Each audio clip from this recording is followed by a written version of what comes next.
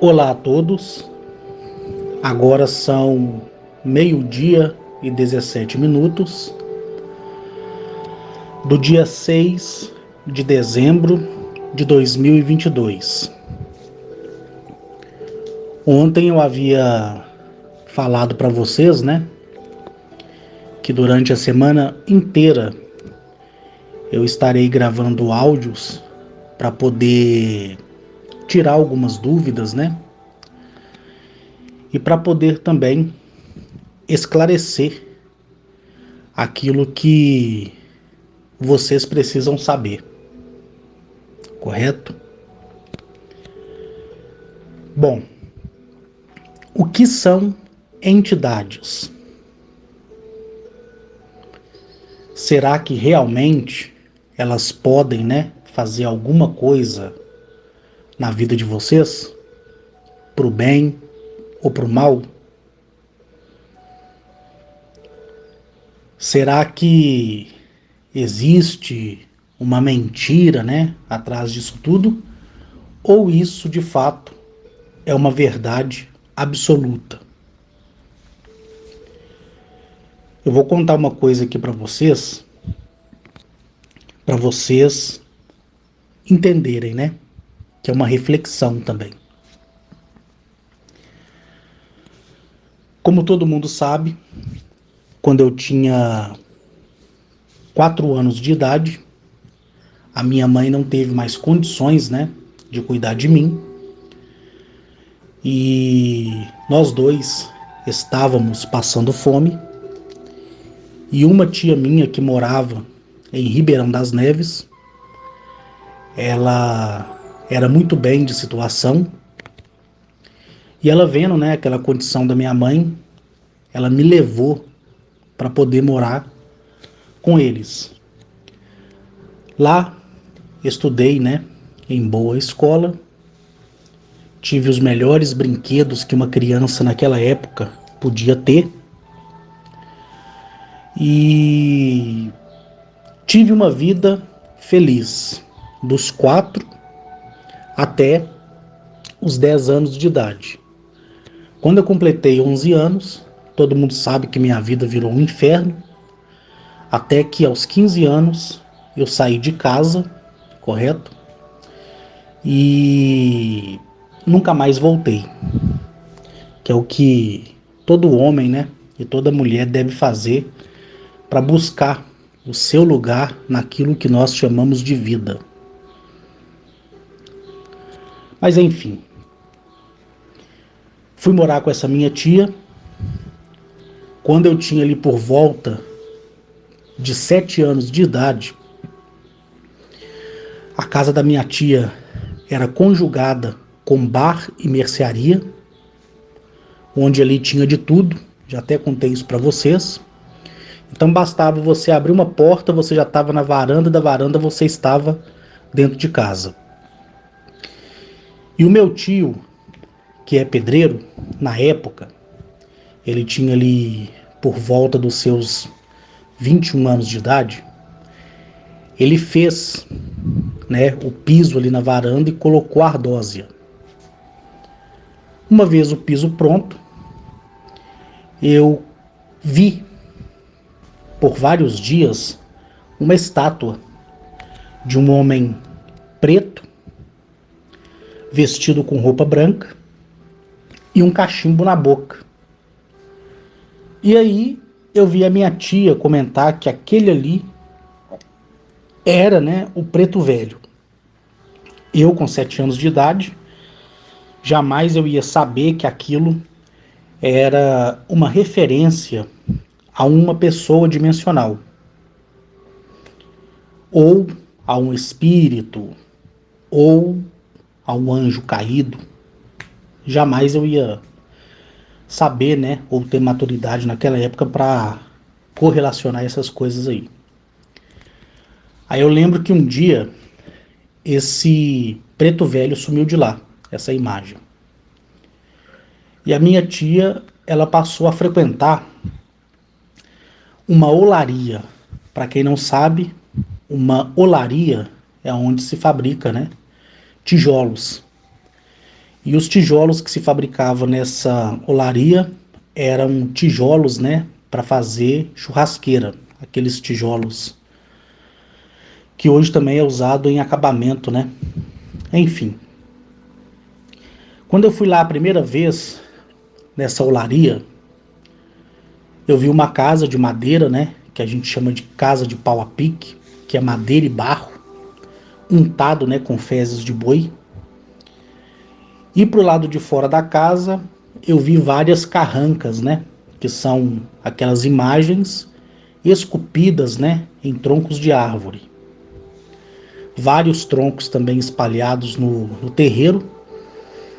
E quando eu entrei, né, na casa dessa senhora, que do qual minha tia ia fazer a consulta, né, e às vezes também fazer algum feitiço, né, para algum desafeto dela, eu me lembro que só por 3 vezes que eu entrei nessa casa, né, todas as vezes era pedido que eu ficasse pro lado de fora.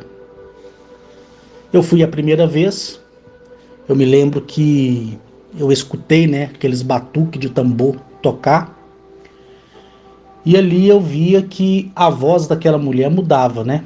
Eu ouvia, né? Para mim aquilo era normal. Passado o tempo, a minha tia viu que os feitiços, né, que essa mulher fazia estavam dando certo, estavam respondendo à expectativa, e eu passei a frequentar com a minha tia, com 7 anos de idade, porque na verdade eu ia como companhia dela, né? E agora falando desse caso aqui, eu me recordo que a gente passava no meio de uma mata, onde tinha aquela subestação da CEMIG, que é a companhia energética do meu estado aqui, e eram aqueles buracos feitos no chão, como se fosse bueiro, sabe? E lá dentro você via aquela galeria com aqueles cabeamentos de fiação. Eu lembro disso até hoje. Que a gente vai contando o assunto, a gente vai refrescando, né, a memória da gente, vai relembrando o passado. E é bom pensar e lembrar dessas coisas, né? Então, das outras vezes que eu comecei a ir, eu levava balas no meu bolso, balas, pirulito e essas coisas.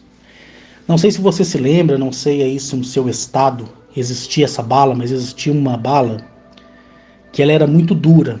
Ela era embrulhada em um papel, às vezes até grudava. Você não conseguia desenrolar ela, você tinha que chupar ela com papel. Era uma bala assim de doce de leite, bem dura mesmo, né? E eu levava essa bala comigo, meu bolso cheio, cheio de bala. Levava paçoca, para ir comendo no meio do caminho, né? E aí eu já estava já acostumado, quando chegar, não entrar e ficar esperando ali no terreiro. E nesse dia que eu levei essas balas, outras pessoas estavam juntas, né? Só eu de criança. E ali, eu ficando no lugar que eu sempre ficava, eu sentava em uma carranca, e assim a carranca era esculpida num tronco que fazia um banco. Então eu ficava sentado de costa para a carranca, né? E nesse dia o céu estava azul, que a gente chama de céu de brigadeiro. E a manifestação dessas pessoas dimensionais, né? Desses seres dimensionais, seja eles benevolentes ou maléficos, e eu vou explicar isso para vocês hoje.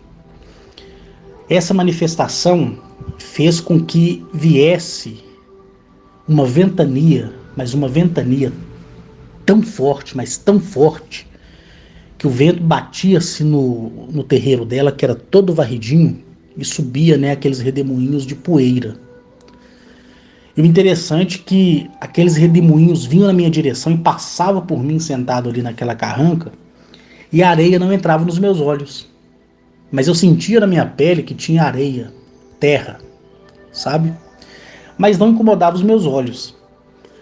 E ali, aquele tornado, né, aquele redemoinho bem forte, fazia aquela coluna assim, que parecia tocar no céu, começava a enlarguecer. Ela ficava mais larga, mais larga, mais larga e parecia um tornado, não com a proporção de força, né? Mas com a proporção de grossura, espessura e diâmetro.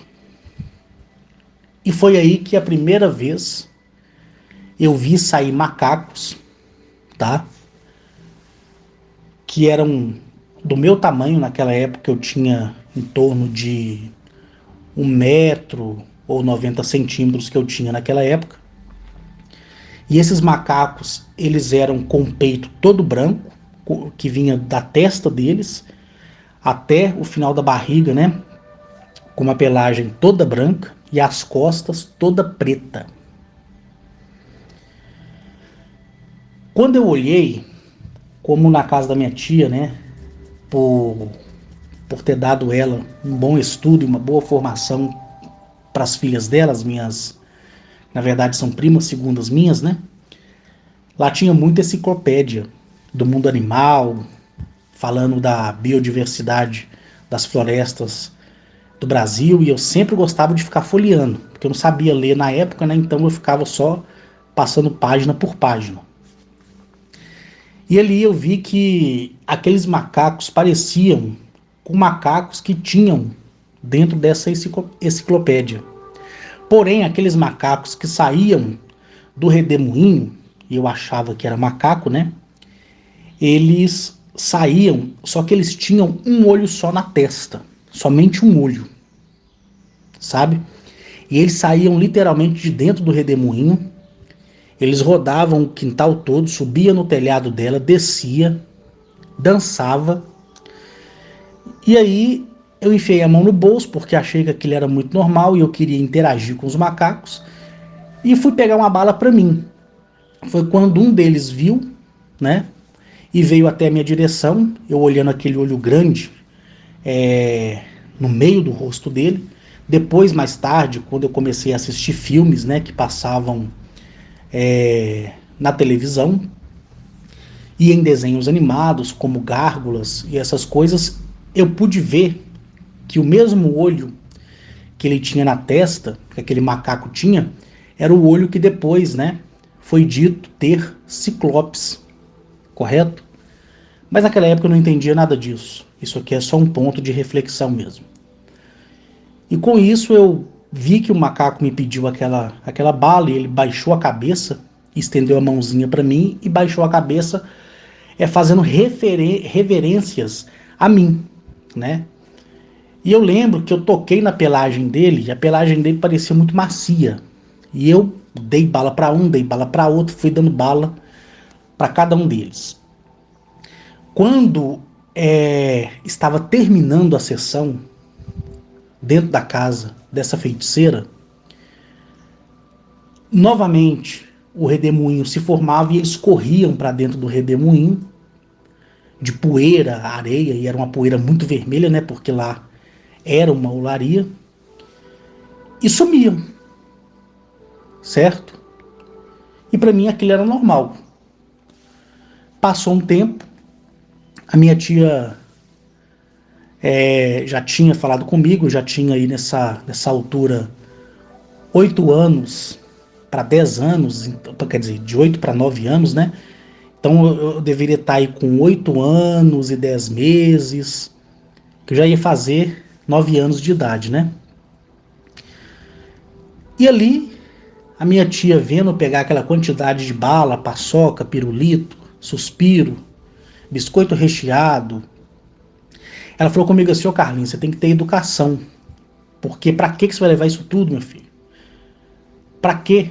Eu falei: não, é porque eu tenho umas pessoas lá, uns bichos lá, que quando a senhora entra, uns macacos, eles vêm e eu dou bala pra eles. Aí até então a minha tia pensou que se tratava, né, daquele mico-estrela, daquele soim, né, que existe em perímetros urbanos aí, que andam até pela fiação afora. Então ele entendeu, né, que eu estava levando bala para dar para aquele tipo de macaco, aqueles pequenininhos, correto? E ela foi e falou: olha, só dessa vez você vai levar essa quantidade, que se seu tio ver você fazendo isso aí, ele vai me encher o saco. Pronto, coloquei no bolso, coloquei na sacola e fomos. Bom, eu falei com a minha tia quase um ano e 6 meses depois, que eram macacos, né? Quando ela me exortou pela quantidade de doce que eu estava levando. Cheguei lá, foi todo aquele auê, né? Quando houve a invocação, novamente se formou o redemoinho, como sempre se formava, e de lá saíram, né? Esses macacos aí. Só que nesse dia saiu um macaco maior e branco, todo branco, mas todo branco mesmo. E no braço dele, que vinha aqui da mão até o cotovelo dele, depois você puxa a imagem aí do macaco da espécie babuíno, é a mesma coisa. Aí você tira aquela bunda que ele tem sobressalente, né? E esquisita, e muda por pelagem. Aquele focinho que ele tem de cachorro é igual. Os dentes são maiores, tá? O focinho, inclusive, parece daquele cachorro Doberman. E um olho só na testa. É aquilo ali escrito, tá? Se uma pessoa olhasse de longe, ia falar que era um babuíno. E esse que saiu era branco, aí branco, branco, branco, branco, branco, mas uma pelagem bonita, que ele parecia uma ovelha, entendeu? E todos andando de forma bípede, que o babuíno ele anda tanto de forma bípede como também quadrúpede, né? O formato do andar dele. E esse que era branco, ele tinha uma pulseira, que hoje eu sei, né, que é um bracelete, mas na época eu entendia que era uma pulseira, porque eu via a quantidade de pulseiras, né, pulseiras que as minhas primas usavam para ir para festa naquela época, né? Então, aquelas pulseiras bem largas, que era moda ali na década de 80, 90, né? Então eu vi essa pulseira, né, que cobria o braço dele todo. Então para mim aquilo ali era alguém ou o dono dele que colocou aquela pulseira, que mais tarde eu sei que é um bracelete, né? E esse babuíno ele saiu e trouxe um cajado com ele de metal. E em cima da ponta do cajado tinha uma bola de vidro, tipo essas bolas, né, que você vê como aquelas bolas de cristais, sabe? Aquela bola de cristal, daquele jeito, pregado em cima do cetro dele, né? E ele veio na minha direção também com um olho só e estendeu a mão para mim. Só que ele não baixava a cabeça como de costume eu tinha de ver os outros macacos, né? Baixar a mão para mim. Quer dizer, baixar a cabeça e estender a mãozinha. Aí eu coloquei na mão dele paçoca, coloquei um pacote de biscoito recheado, certo? Que era na época da antiga. Não é a Imoré, não, era uma outra marca que hoje nem existe mais, eu vou lembrar aqui e falo para vocês. Era um biscoito recheado muito bom. E ali eu entreguei a paçoca, o biscoito recheado, algumas balas. E ele, toda vez que eu colocava na mão dele, ele colocava atrás das costas, como se existisse uma bolsa ali. E estendia a mão vazia para mim de novo. Aí eu dava bala, bala, bala, e eu percebi que todos os outros que estavam com ele ficou sentado, né? De cabeça baixa, alguns olhando para nós dois. E depois que ele deu as costas para mim, eu vi que não tinha nada nas costas dele, mas naquela época, né, 8 anos de idade, a gente era muito bobo. Eu não me perguntava, nem tinha sequer consciência para se perguntar onde é que ele colocou aquele tanto de doce que eu dei, se ele só colocava a mão para trás. E não tinha nenhum outro macaco, né, atrás dele. Então, vocês devem entender. Ele entrou dentro do redemoinho, depois uma coisa que eu achei interessante, e contando isso pra vocês, me vem na mente, né? Parece que eu tô lá, parece que eu tô vivendo um momento de novo. Os macacos, um por um, vinha e estendia a mão, baixava a cabeça e eu colocava uma bala. Quando eu colocava 2, 3 balas, eles jogavam o excesso e ficava só com uma. E ia pro redemoinho. A feiticeira, né? A entidade que estava tomando, né, a mente da feiticeira, alertou ela desse acontecimento nesse último dia. Eles foram embora.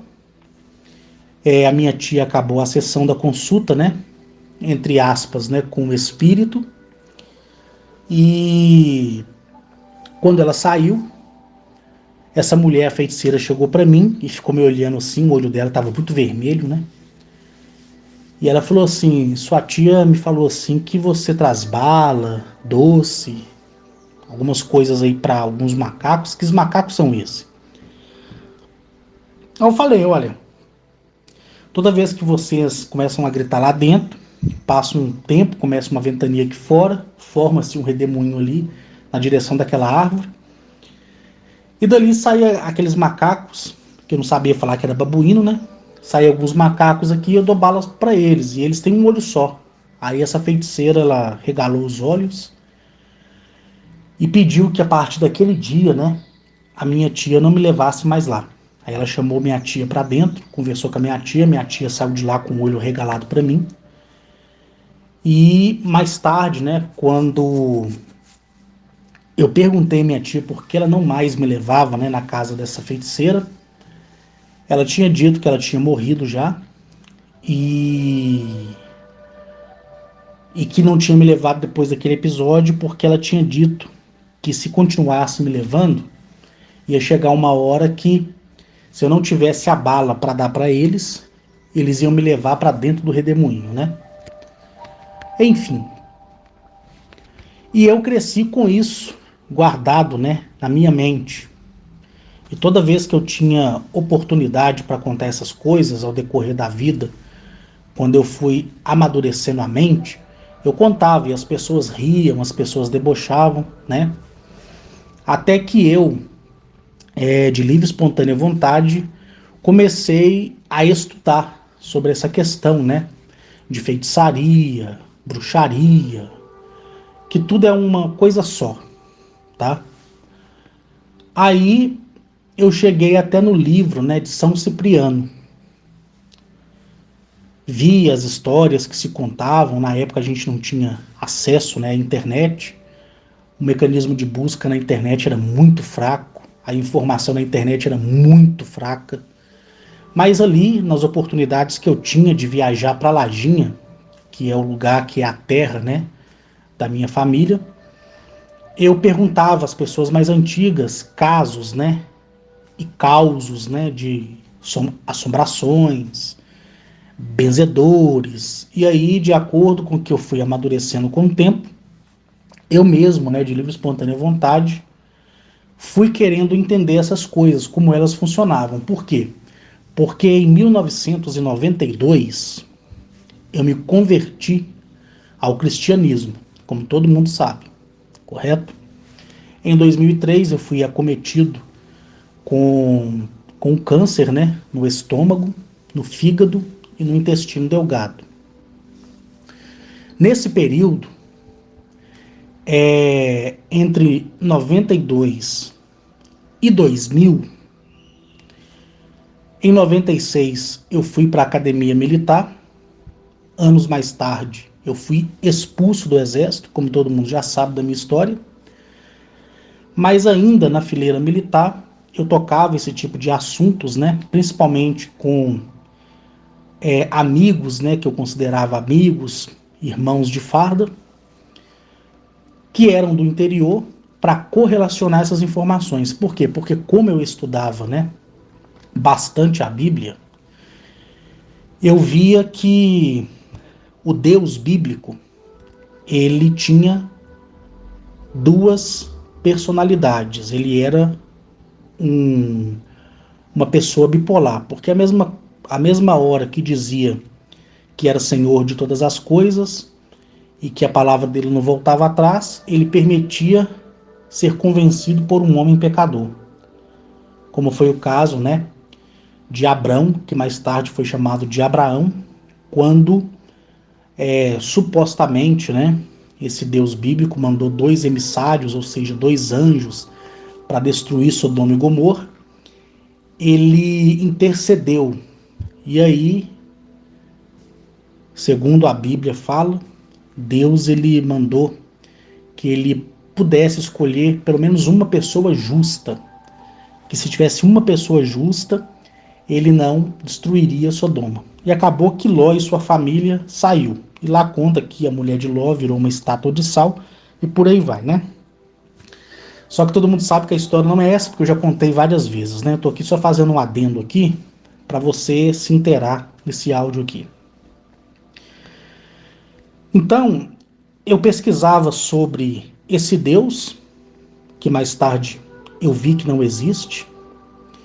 Eu lia sobre o filho desse Deus, que as pessoas chamam de Jesus, né? Porque foi um nome dado por consequência do Concílio de Nicéia. E pesquisava sobre anjos. Depois eu tive acesso a documentos na época, no ano de 1998. Nesses documentos faziam tratativas de um livro, né?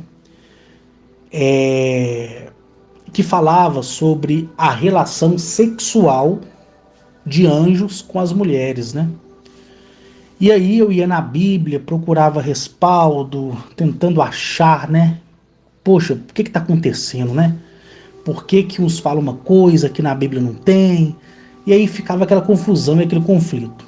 Aí eu deixei um pouco a religiosidade de lado e nas minhas férias de 15 dias, 20 dias, 30 dias, eu fui atrás.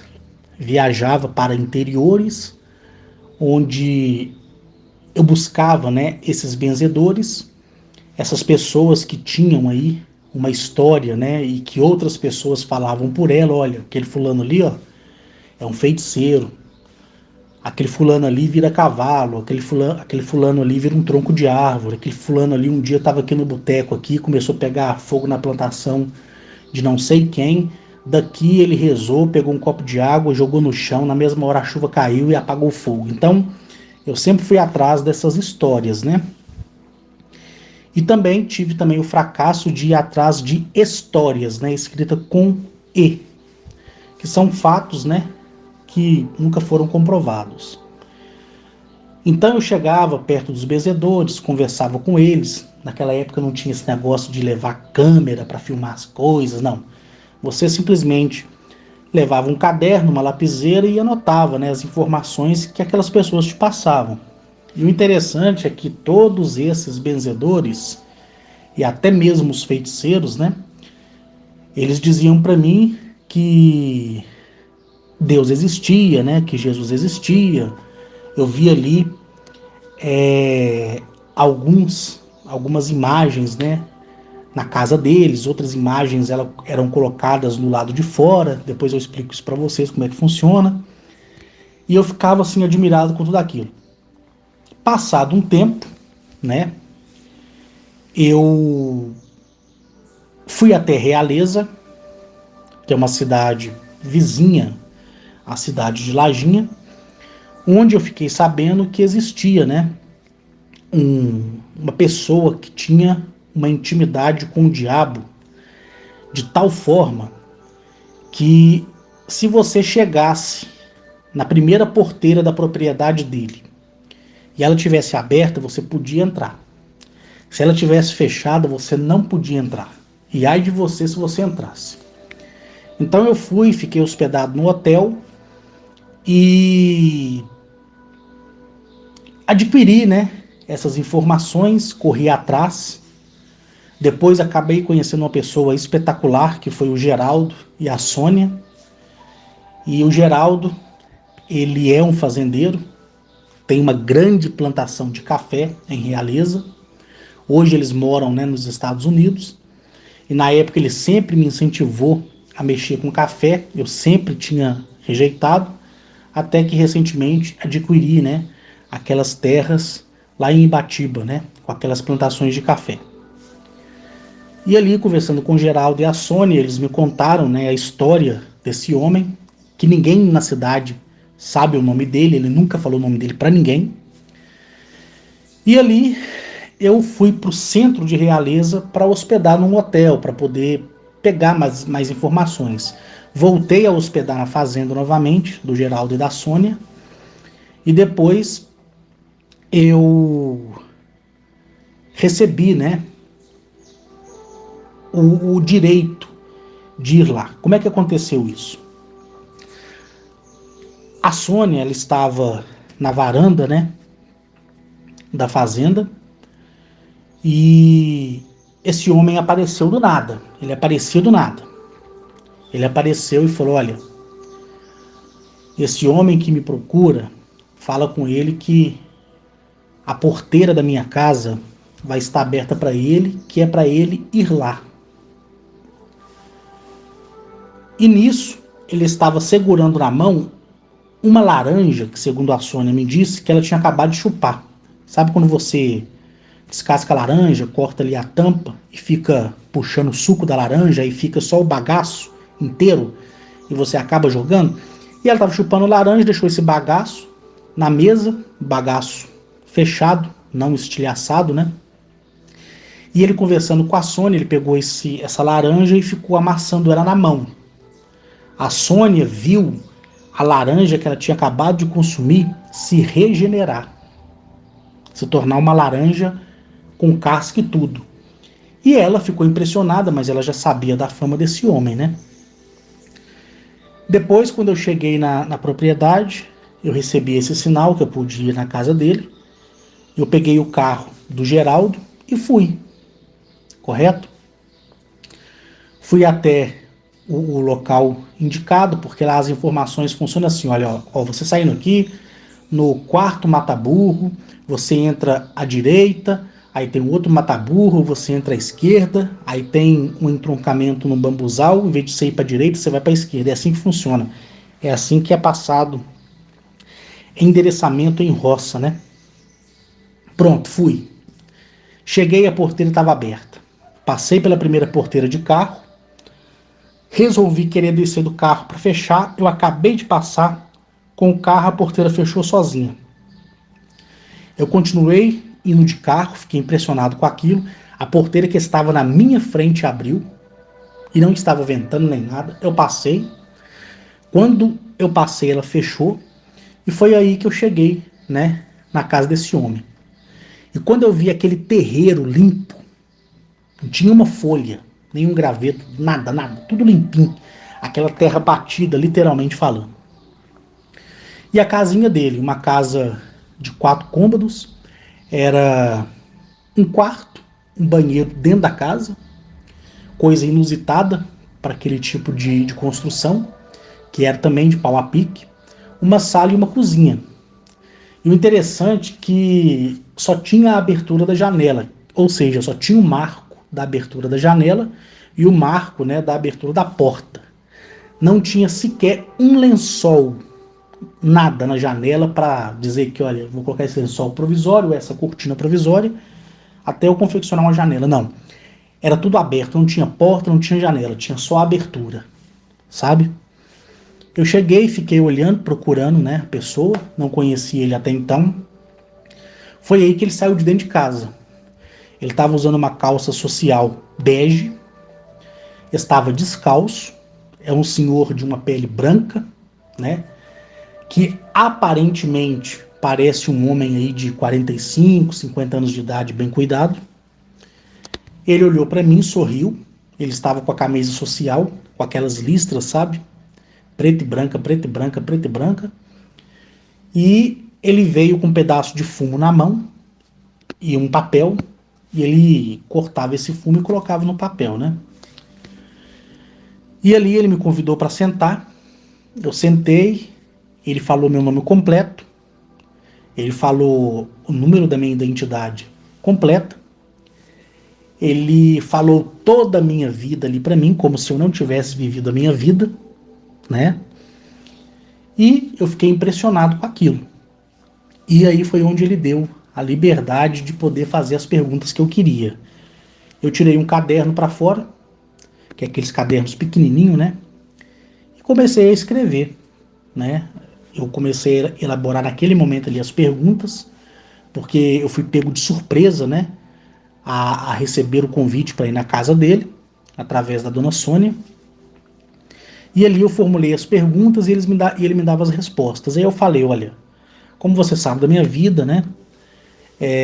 Semana que vem eu volto de férias e eu queria ver, se possível fosse, uma demonstração de alguma coisa, do senhor virar um tronco, um cupim, e fui perguntando para ele essas coisas, né? Aí ele me explicou, ele falou, olha, eu tenho entidades que são chamadas, né, por nomes comuns, que são acessíveis ao entendimento para a forma de nome que se dá às pessoas. Só que essas entidades, elas são de outros planos. Aí eu perguntei, né, se era anjos caídos, se era verdade aquilo, se existia demônio, se existia Deus, né? O que ele achava disso? Ele falou comigo assim, olha, nenhuma entidade ela vai dizer para você que Deus existe. Ela não vai fazer isso. Ela vai dizer que existe um criador maior. Aí eu achei aquilo interessante, né?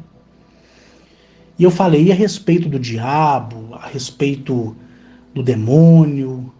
O que o senhor tem para dizer para mim a respeito disso? Ele falou, olha, essas entidades, elas têm autonomia na mente humana, elas podem induzir as pessoas ao caminho certo e também podem induzir a pessoa ao erro. Então existe diversas entidades. Para você saber da sua entidade, você teria que firmar um compromisso para poder cuidar dela. É isso que ele falou comigo, né? E isso levaria tempo, porque aí eu teria que te ensinar tudo, eu teria que te explicar como funciona.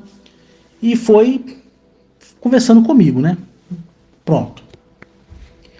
Eu comecei a ficar incomodado porque a minha mente, né, religiosa, cristã, estava rejeitando essas entidades como pessoa e colocando elas como demônios, né, diabo e por aí vai.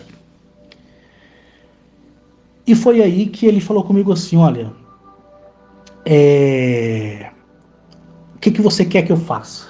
Eu falei, olha, você consegue virar um tronco de árvore na minha frente? Ele falou, olha, na matéria, que é isso que nós temos, isso é impossível. O que vai ser feito é o seguinte, eu recito uma reza, porque há uma consagração nessa reza, a entidade que vai responder essa reza, ela se coloca na minha frente e ela engana a sua mente a ponto de você ver aquilo que do qual ela e eu queremos que você veja. Pronto. Aí ele confirmou que dessa forma você pode, na cabeça de outras pessoas, transformar em um tronco, transformar em um cupim, transformar em um cavalo, transformar em um bode preto e por aí vai. Só que a pessoa em si não é ela que transforma. É a entidade, ou seja, o ser dimensional, que tem a propriedade dimensional dele de entrar e acessar a sua mente para confundir a sua mente a ponto de fazer você acreditar que aquela pessoa se materializou nesses elementos da natureza, correto? E eu achei muito interessante na época a explicação dele. E aí eu pedi que ele fizesse uma demonstração, fizesse uma reza para que viesse algumas cobras, né, e eu pudesse ver. Ele na maior simplicidade, ele começou a rezar, eu não entendia nada do que ele falava, e passou alguns minutos, veio várias cobras, né? Jararaca, cascavel, urutu cruzeiro, do meio do mato e enrolou próximo ao pé dele. Ele pegava as cobras com a mão e elas não faziam nada. Ele batia na cobra de um lado, do outro e não acontecia nada. Ele puxava o cigarro de palha, né? O cigarro feito de fumo, ele tragava aquilo e jogava fumaça na cobra, sabe? E depois ele recitou novamente a reza, que eu não conseguia entender uma palavra, e as cobras iam para o mato. Então foram coisas que eu vi. Pronto. Eu perguntei para ele se era possível, né, eu conseguir ver algum ser, alguma entidade. Então, como esse homem ele sabia do meu passado, do meu presente, ele sabia que eu ia passar por todas as desgraças que eu passei, e ele sabia que aquilo para mim ia ser comum, ele me mostrou, tá? Ele pediu que eu fechasse os olhos, eu fechei os olhos, fiquei de costa para ele, sentado em um tronco. Eu abri os olhos, ele estava na minha frente, ele falou: olha, vira lentamente e olha. Quando você não conseguir olhar mais, baixe a cabeça, dê as costas para eles e fique tranquilo. Eu segui o procedimento que ele pediu. Quando eu olhei, pessoal, eu vi uma mulher de pele branca, com cabelo negro. O cabelo dela chegava até a cintura. E ela estava com um tipo de vestido preto, como um vestido de noiva preto, sabe? E a metade do rosto dela era esquelético e a outra metade perfeita, certo? E um lado, o lado que era esquelético, eu vi que tinha um pedaço de onde um dia pudesse ter uma asa.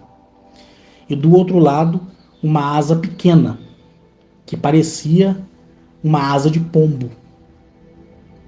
A asa vinha do ombro dela até um pouco acima da cintura, era bem pequena. E estava chamuscada também com fogo.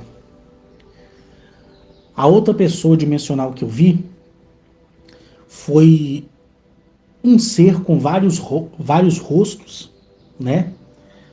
Ele parecia, imagina o corpo de um sapo. Agora imagina que a cabeça do sapo não está na horizontal, ela está ajeitada para cima, um pouco na vertical. Aí você corta essa cabeça do sapo e coloca ali outras cabeças. Mas a postura era de um sapo sentado, onde era a cabeça dele, foi tirada a cabeça e colocada outras cabeças.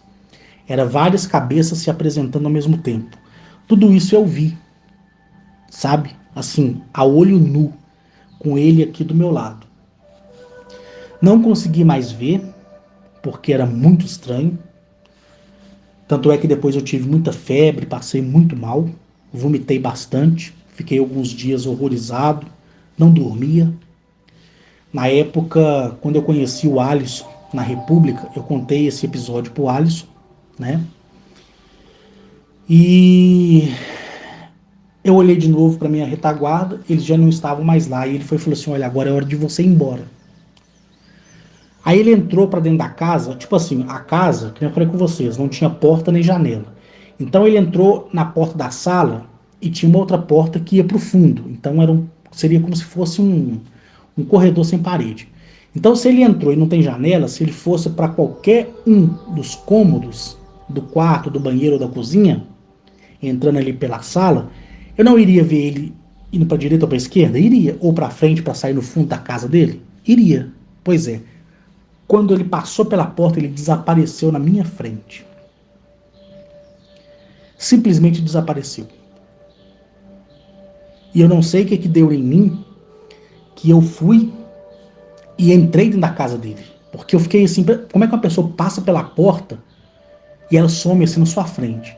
Eu entrei, fui na cozinha dele, tinha um fogão de lenha, todo branquinho. Eles passavam barro, né? Que a gente chama de argila branca. Ele passava argila branca na casa inteira, por dentro e por fora. Parecia que a casa estava pintada, novinha, zerada. Na cozinha eu vi um tacho preto, um prato esmaltado, uma colher, um garfo e uma faca. Na sala não tinha nada nem para sentar. Não tinha televisão, não tinha quadro, não tinha rádio, não tinha nada. Nenhum tipo de imagem. No quarto dele, uma cama de solteiro com um lençol branquinho, branquinho, certo? Não vi nenhum crucifixo, não vi nenhum terço, não vi nada. Nada, nada, nada, nada, nada. Correto? No banheiro tinha um vaso sanitário, que com certeza caía tudo na fossa, né? com certeza aquele banheiro foi construído em cima de uma fossa, e um chuveiro. Esse chuveiro não tinha energia elétrica, era só o chuveiro mesmo. E o interessante é que eu não vi caixa d'água, porque a casa era de telhado, né? Essa telha colonial, aquelas que na época era feita na coxa do escravo. E eu saí do outro lado da casa, nos fundos, o quintal todo limpinho, e as galinhas ciscando no fundo. E foi aí que eu entrei no carro e fui embora. Quando eu cheguei na fazenda do senhor Geraldo, né? Eu fui tomar um banho, tentei comer, não consegui, comecei a vomitar, tive muita febre, muita náusea, muita dor de cabeça mesmo. Eu cheguei a tremer de febre de tal forma assim que eu bati os dentes à noite. Só porque eu tinha visto esse ser e porque a minha consciência ela tinha entrado, né, em conflito comigo. Por quê? Porque eu vi uma mulher que a metade do rosto dela era uma caveira, a outra metade perfeita, linda. A metade que tinha o rosto de caveira era só o rosto, o braço e o resto do corpo não. Era só o rosto que era esquelético, no meio, dividido certinho. Esse lado direito era até careca. E o lado esquerdo tinha um cabelo preto que batia na cintura. O lado que tinha o rosto de caveira tinha uma asa queimada, só o restante da asa. Do outro lado, a asa um pouco inteira com chumiscos, né, de fogo. E ali pronto, eu falei, poxa, aquela mulher é o diabo. Por quê? Porque a Bíblia fala que teve uma guerra no céu, onde os inimigos de Deus se rebelaram contra ele, e ele os lançou todos aqui nesse planeta, né, nessa terra aqui. Então o que eu deduzi? Que durante a briga houve ali, como a Bíblia falava, né, espadas de fogo, a espada bateu na metade do rosto dela, queimou a pele que ela tinha, cortou um pedaço da asa dela, a espada passou, chamuscou a outra asa, então tudo isso veio na minha cabeça, por quê? Porque eu tinha lido a Bíblia, né, várias vezes e eu corria atrás dessas coisas para saber a verdade da coisa, né?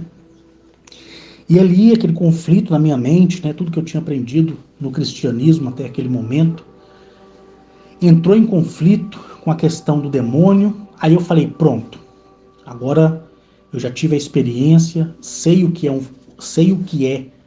feiticeiro, sei o que é um benzedor. Agora pronto, já tive uma experiência, agora eu vou seguir meu caminho. Pronto. Quando eu fui expulso, né, da fileira militar, como todo mundo já sabe, eu fui acometido com câncer, fui afastado, né? Porque quando eu fui expulso do exército, eu fui trabalhar de porteiro, como todo mundo já sabe, e aí começou a minha luta, né? Então, aquilo que eu tinha vivido lá atrás, que foram essas experiências, eu tinha enterrado dentro de mim, porque eu tinha que me preocupar com o câncer que eu tinha adquirido.